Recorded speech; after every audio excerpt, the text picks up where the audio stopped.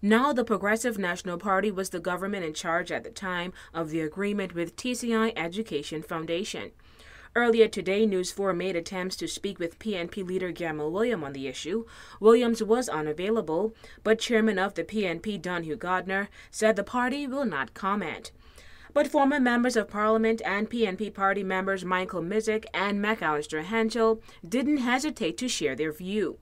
Former Premier Michael Mizik said the idea was to build a national stadium in downtown Providenciales, but the PNP administration wanted a more centralized location, and that site was available. The Collegiate had an option on it from Provident Limited. We discussed with Provident and the Collegiate that government would buy the land, and then government will either compensate the Collegiate with land elsewhere or somehow do a land swap.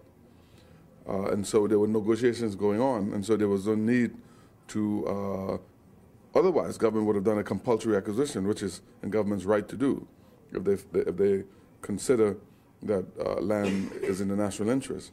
So the reason why we didn't do a compulsory acquisition, because there was an agreement that the land would be used for the stadium. Mizik said the stadium was built then. Richard Savory, who is president and legal advisor for the TCI Education Foundation, presented an offer to TCIG to manage the stadium. The national stadium of any country is not managed by any private enterprise.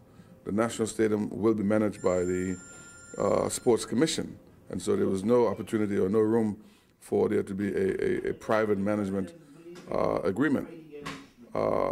After that conversation and that exchange, I believe that is when they begin to get sort of hostile, if you may. And basically the matter was with the Attorney General Chambers. I thought that the matter was resolved, that the property was transferred to the Crown, and that it was a done issue. Now, former Member of Parliament McAllister Henschel was the Minister of Natural Resources at the time of the deal. He said he's disappointed. I think it is appalling, it's disappointing, it's dishonest, and one would never expect that the foundation in this particular case, who I believe Richard Savory represents, or perhaps he's sort of taking things in his own hand, under the disguise of the foundation.